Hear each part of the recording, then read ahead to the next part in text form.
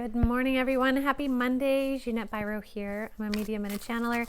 Welcome to your weekday daily card reading where we dive into the cards and see what's in store with a message from Spirit. All right, this week I am using the Spirit Animal Oracle deck by Colette Baron-Reid. So let's see what the messages are. So while I'm giving this a good shuffle here, I want to invite you to check out the podcast, the Jeanette Biro podcast. It's a really great podcast about, energy exchange and burnout. And we have been going through so much this year and, several years leading up to it, but especially this year, that recognizing where your body's limits are and how to really support that is so valuable. So you definitely want to check that one out today.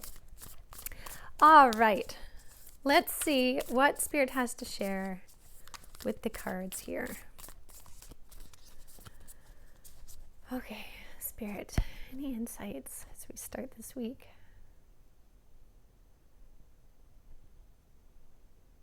Oh, interesting.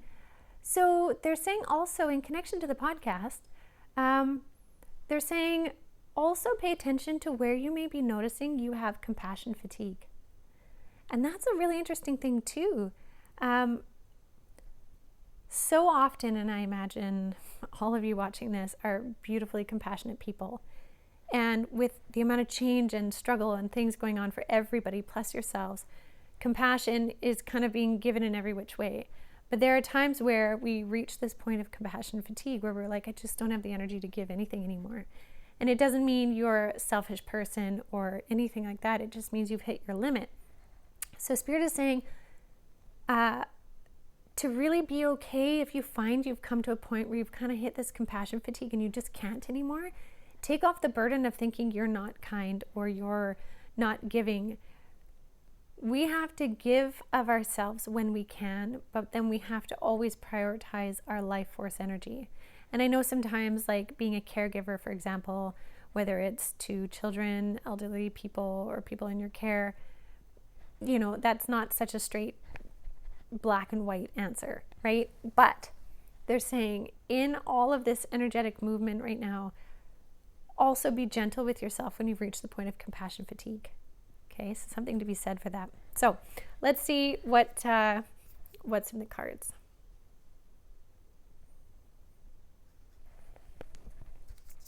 All right. Isn't this amazing? Okay, I want to show you this. So we're talking about compassion fatigue. We're talking about energy exchange this week. Oh, man. Okay, first one, skunk spirit. But look what it says, know your worth. This is such a beautiful card to start with. Know your worth. That goes a long way with compassion fatigue. You are allowed to set a boundary. You are worthy of setting a boundary.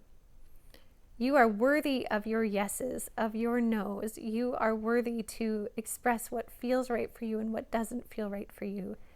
And you are worthy because you are here with a purpose for a reason as a soul embodied, learning and growing. And your journey is what is most important first, because that's why your soul is here.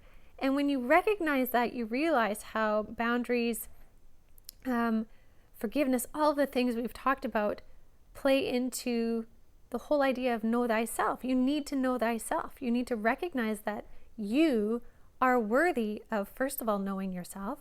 And second of all, choosing consciously through conscious choice, which I talk about a lot, how you want to live your life. Know your worth, right? Now the next card, which is really interesting, is the koi fish spirit. And this says, there is always enough. And I find that this is really interesting because we could look at this card and think, there's always enough energy. I can give. However, there is always enough energy in different ways. And I'll use an example with Spirit. When I first started in mediumship, I felt that because I could connect to Spirit, because I had this ability, I should give of myself always, right? I should give. There's always enough. Spirit working through me, I should give. And I wasn't recognizing that there is also, though, a limitation on my human physical body. And there is a limitation on the mental body and the emotional load and stuff like that. And I recognize that the concept of there is always enough doesn't mean there's always enough through me, but through many others. Right? And this is where we can recognize that we're all connected. And so sometimes with spirit, if I can't bring a spirit through, or say there's a missing persons type thing, which really isn't my specialty, and it's too heavy on my heart to do that particular work. There are others though that can.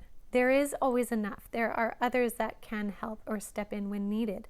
And so I think that's something really important to recognize with this card specifically this week when we're talking about energy exchange, is that there is always enough energy exchange, but it doesn't always have to be through you specifically.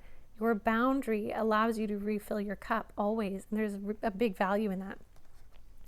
And so something to consider for this week with what is coming up is this is a great week for what this frog spirit has to share, which is clearing out the clutter.